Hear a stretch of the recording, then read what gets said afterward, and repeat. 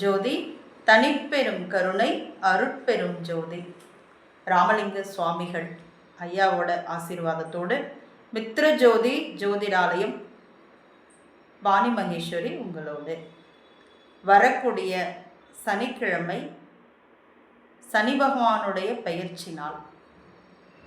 திருக்கணிதப்படி இந்த பெயர்ச்சியாகப்பட்டது கும்பராசியிலிருந்து மீன ராசிக்கு சனி பகவான் பயிற்சி ஆகிறார். அப்போ இந்த சனி பகவானுடைய பயிற்சி ஒவ்வொருத்தரும் ஒவ்வொரு விஷயங்கள் பற்றி பேசுகிறாங்க. இந்த சனி பகவானுடைய பாதிப்புகள் மீன ராசிக்கு ஜென்ம சனியாகவும், கும்பராசிக்கு பாதத்தில் வரக்கூடிய சனி பகவானாகவும், மேஷத்துக்கு விரயச்சனியாகவும் வரக்கூடிய இந்த காலம். இந்த காலகட்டங்களில் யாராருக்கு எப்படிப்பட்ட பாதிப்புகள் வரும் அல்லது வராது என்ற ஒரு விஷயத்தை இங்கே பேச போகிறோம். பொதுவாகவே சனி பகவான் அப்படின்னாவே நாம் நிறைய விஷயங்கள் பயந்துக்கிறோம். அப்போ சனிப்பெயர்ச்சி வரக்கூடிய காலகட்டங்கள் நம்மளுக்கு பாதிப்பை கொடுக்குமா அப்படின்னா நிச்சயம் பாதிப்பை கொடுக்காது. ஏன்னா நானும் இப்போ நிறைய வீடியோ பார்க்குறேன். எல்லா விஷயங்களும் ஜனங்களை பயப்படுத்துகிற மாதிரி இருக்குது. தயவு செய்து யாரும் பயப்படாதீங்க. இது உங்கள் ஆறுதலுக்காக நிச்சயமாக நான் சொல்ல கிடையாது. அதாவது பொதுவாகவே ஏழரை சனியினுடைய தாக்கம் அப்படின்னு பார்த்தீங்கன்னா முழுக்க முழுக்க நாம் செய்யக்கூடிய விஷயங்களை, நாம் செய்யக்கூடிய செயல்களை கவனமாக செய்ய வைப்பார். அவ்வளோதான், வேறு ஒரு விஷயமும் இல்லைங்க. அப்போ அந்த கவனம் அப்படிங்கிறது நாம் என்ன தவறு செய்தோம், நம்ம செய்கிற தவறை திருத்திக்கிறதுக்கு உண்டான ஒரு சூழ்நிலை உருவாக்கி கொடுப்பார். இது நல்ல விஷயம் தானுங்க. அப்போ இப்போது நம்ம ஒரு விஷயம் பண்ணுறோங்க. இந்த விஷயத்தை யாராவது சொல்லி நம்ம கேட்போமா? கண்டிப்பாக கேட்க மாட்டோம். அப்போ இந்த விஷயத்தை யார் சொன்னால் கேட்போம் அப்படிங்கிற மாதிரி ஒரு விஷயங்கள் போகும். அப்போ அந்த யார் சொன்னால் அப்படிங்கிறது சனி பகவானுடைய தாக்கம் அப்படிங்கிறது எந்த ராசிக்குள்ளே இருக்காங்களோ அந்த ராசி அன்பர்களுக்கு, ஜென்ம சனியாக வரக்கூடிய மீனராசி அன்பர்களுக்கு இது நாள் வரையும் நாம் வாழ்ந்த வாழ்க்கை எப்படிப்பட்டது, இந்த வாழ்க்கையை நாம் வாழ்ந்த விஷயங்கள் சரிதானா, இது சரியில்லாமல் இருக்கே, இதுக்கு எப்படி நம்மளுடைய வாழ்க்கையை மாற்றி அமைச்சிக்கிறது அப்படின்னு மீனராசிக்காரர்களும், அதே போல் மேசர் ராசியில் ஏற்கனவே தொழில் சூழல் எனக்கு சரியா இல்லைங்க, இப்போ தொழில் ஏற்கனவே சிரமத்தில் இருக்கிறவங்களுக்கு சனிப்பெயர்ச்சி வரை போகுதுங்கிறாங்க, இது விரயமாக இருக்க போகுது அப்படின்னு சொல்கிறாங்க. நிச்சயம் பாதிக்காது. ஏன்னா 12ஆம் இடத்துல லாபஸ்தானம் என்று சொல்லக்கூடிய சனி பகவானுடைய அமைப்புகள் 10, 11ஆம் இடத்துக்கு உண்டான கர்மகாரகன் குரு வீட்டில் வர்றார். அது உங்களுக்கு என்னென்னா இதுவரைக்கும் தடைபட்டு போன, இதுவரைக்கும் விடுபட்டு போன காரியங்களை ஜெயமாக்குறதுக்கு உண்டான ஒரு சூழலை ஜாதக ரீதியாக பார்த்தீங்கன்னா ஏழரை சனியினுடைய தாக்கம் அப்படிங்கிறது எல்லா ராசிக்காரவங்களுக்கும் ஒரு பயத்தையும் ஒரு பாதிப்பையும் ஏற்படுத்துமானா உறுதியாக கிடையாதுங்க. நாம் நினச்சிக்கிறோம், ஐயோ நமக்கு ஏழரை சனி வந்துருச்சு, அப்படி நடந்துடும் இப்படி நடந்துடும், எதுவுமே ஆகாதுங்க. நீங்கள் நல்லா கேட்டு பாருங்க. நிறைய பேர் பார்த்தீங்கன்னா சனி பகவானுடைய தாக்கமே இருக்காது, ஏழரை சனியே இருக்காது. அவங்கெல்லாம் கூட ரொம்ப கஷ்டப்பட்டுட்டு இருக்காங்க. ஆனால் ஏழரை சனியில் இன்றைக்கி நிறைய டாப்பில் நல்ல சூழ்நிலையில் இருக்கிறவங்க எத்தனை பேரை பார்க்கலாம்.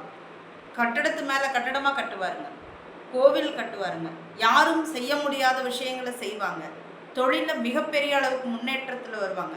நீங்கள் இன்னும் சொல்லப்போனால் இவ்வளவு நாள் ஆளே தெரியாமல் இருந்தவர் கூட, அதாவது பக்கத்து வீட்டிலே இருப்பார், நம்மளே பார்த்துருக்க மாட்டோம், ஆனால் இன்றைக்கி மிகப்பெரிய பிரபலமாக இருப்பார். அவருக்கெல்லாம் ஏழரை சனி தான் வந்திருக்கும். அப்போ ஏழரை சனியில் மிக பிரபலமானவங்களை எத்தனையோ பேரை நீங்கள் பார்க்கலாம். சனி பகவானுடைய தாக்கம் 100% ஒருத்தருக்கு நன்மை தாங்க செய்யும், என்னுடைய அனுபவத்தில் சொல்கிறேன். ஏன்னா ஒவ்வொரு ஜாதகருக்கும் பார்த்தீங்கன்னா கொடுக்கக்கூடிய இடத்துல சனி பகவான் நிச்சயம் நமக்கு நல்லது செய்வார். ஏங்க தவறை சுட்டி காட்டினாலே நம்ம செய்யக்கூடிய செயல்களில் எது சரி எது தப்புன்னு நம்மளுடைய செயலை சரி பண்ணக்கூடியவர் அவர். அப்போ செயலை சரி பண்ணாவே வெற்றி தானுங்க. நிச்சயம் ஏழரை சனியினுடைய அமைப்புகள் பாதிப்பை கொடுக்கவே கொடுக்காது. அதே போல் கும்பராசிக்கு பார்த்தீங்கன்னா ஜென்ம சனியிலிருந்து அவர் ஆல்ரெடி பாதத்துக்கு போகும்போது நிச்சயம் அவங்களுக்கு ஏதாவது ஸ்ட்ராங்கான ஒரு வேலை சனி பகவான் நிச்சயம் கொடுத்துட்டு போகிற இடத்துல இருப்பார். அப்போ பொருளாதாரத்தில் ஒரு நல்ல மாற்றத்தையும் குடும்பத்தில் நல்ல முன்னேற்றத்தையும் நிச்சயம் கொடுப்பாருங்க. நிறைய விஷயங்கள் நான் இதை தெரிஞ்சுக்கணும், மற்ற உறவுகளை பற்றி புரிஞ்சுக்கணும், என் வாழ்க்கையில் என்ன மாதிரி விஷயங்கள் நடக்குது அப்படிங்கிறத உணர்வதற்கு உரிய காலம். சோதனையை மாற்றி அமைத்து சாதனை காலம். ஏங்க, கஷ்டப்படாமல் யாரும் முன்னுக்கு வரவே மாட்டாங்க. ஒவ்வொருத்தருக்கும் ஒவ்வொரு கஷ்டத்தை இறைநிலை வினையின்படி கொடுக்குறார். அப்போ இந்த வினையை உங்களுக்கு எப்படி, இந்த வினையை அகற்றி உங்களுக்கு நல்லது நடக்கும்னா, யாருக்கெல்லாம் 7.5 சனியினுடைய அமைப்பு இருக்குதோ, யாருக்கெல்லாம் சனி பகவானுடைய தாக்கம் இருக்குதோ, அஷ்டம் சனி ஆகட்டும், அதே போல் பார்த்தீங்கன்னா கண்டச்சனி ஆகட்டும். ஏன்னா கன்னிராசிக்காரங்க சும்மாவே பயப்படுவீங்க.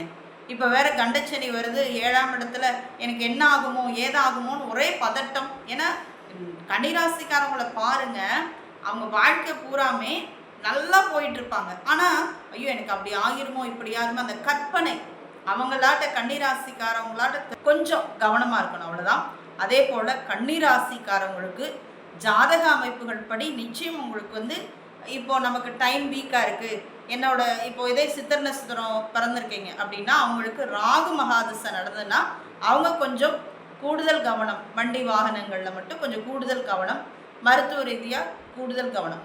அதே மாதிரி ஹஸ்த நட்சத்திரம் அப்படின்னு சொன்னீங்கன்னா அவங்க கணவருடைய ஜாதகத்தை பார்க்கறதுங்கிறது அதில் அதாவது இது வரைக்கும் ஏதாவது பண்ணாமல் இருக்கிறாங்க, வீடு ஏதாவது கிரயம் பண்ண வேண்டியது, அல்லது நிலம் வாங்கி ரொம்ப நாளாச்சு வீடு கட்டணும்னு நினைக்கிறோம். அதே மாதிரி கணவருடைய பூர்வீக சொத்துக்கள், அதாவது கணவர் வகையில் இருக்கிற உறவுகள், இந்த விஷயங்களில் சித்திரை நட்சத்திரம், ஹஸ்தம் இவங்கெல்லாம் கொஞ்சம் கூடுதல் கவனமாக இருந்தீங்கன்னா போதும். மற்றபடி பயப்பட பொருள் சார்ந்து இருக்கக்கூடிய விஷயங்களாகட்டும், உலகியல்ல நடக்கக்கூடிய விஷயங்கள், என்னோட வினையில் இது இருக்கா, இது கிடைக்குமா, இந்த சொத்து நான் வாங்கணும். இப்போ நிறைய பேர் பார்த்தீங்கன்னா ஒரு பேங்க் லோன் போட்டு எதிர்பார்த்துட்டு இருப்பாங்க வீடு கட்டுறதுக்கு. ஆனால் பேங்க் லோன் லேட் ஆகும், அந்த உரிய காலம் வர்றதுக்கு தான் அந்த லேட் ஆகுது. ஆனால் அதை நம்ம புரிஞ்சுக்காம எனக்கு சீக்கிரம் வரல, 7.5 சனி நடக்கிறனால தான் இப்படி நடக்குதோ அப்படின்ட்டு அவங்களே போட்டு மன உளைச்சல் ஆவாங்க. அட்லீஸ்ட் 1 மாதம் 2 மாதம் வெயிட் பண்ணிங்கன்னா அந்த காலகட்டங்கள் நல்ல முறையில் நமக்கு பேங்க் லோன் கிடைக்கும், அந்த காலச்சூழல் உங்களுக்கு ஒத்து வரும், வீடு நல்லபடியாக கட்டி முடிப்பீங்க.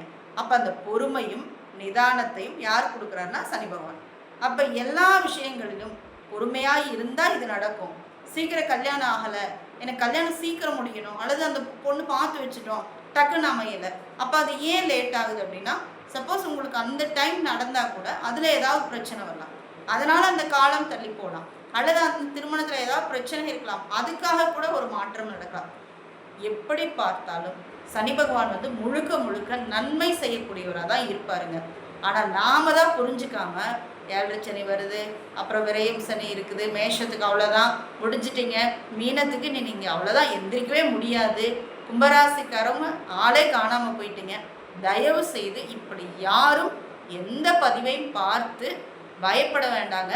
முதல்ல நம்ம செய்யக்கூடிய வேலை, காலையில் நீங்கள் ஒன்றுமே பண்ண வேண்டாங்க, கம்பல்சரி சனிக்கிழமை விநாயகப் பெருமான் வழிபாடு, ஆஞ்சநேயர் வழிபாடு. ஏன்னா பொதுவாகவே வலிமையும் பலத்தையும் கொடுக்கக்கூடியவர் ஆஞ்சநேயர்.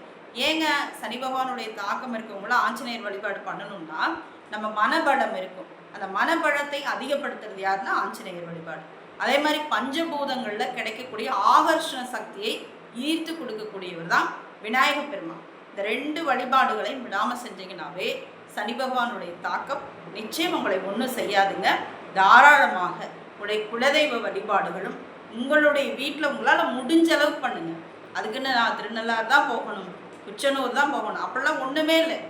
உங்களுக்கு மனதளவில், அதாவது பொண்ணை வைக்கிற இடத்துல ஒரு பூவை வச்சா கூட போதுங்க, பூவும் நீரும் கொடுத்து இறைவனை அன்றாடம் பூஜை செஞ்சீங்கன்னாவே வரக்கூடிய துன்பங்கள் உங்களுக்கு நிச்சயம் விலகும்.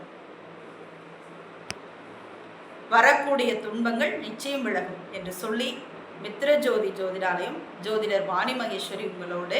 அதே போல் இனி வரக்கூடிய எல்லா நாட்களும் உங்களுக்கு மிகவும் அற்புதமான நாளாக இறையருளால் அமையும் என்று சொல்லிக்கிறேன். என்னுடைய அலுவலகம் திருப்பூர் புது பஸ் ஸ்டாண்டில் இருக்குங்க ஆஃபீஸு. தாராளமாக நீங்கள் ஃபோன் மூலமாகவும் வாட்ஸ்அப் மூலமாகவும் ஜாதகத்தை அனுப்பி உங்களுக்குரிய பலாபலன்களை தெரிந்து கொண்டு உங்கள் வாழ்வில் நிச்சயம் முன்னேற்றம் அடையுங்கள். நன்றி, வணக்கம்.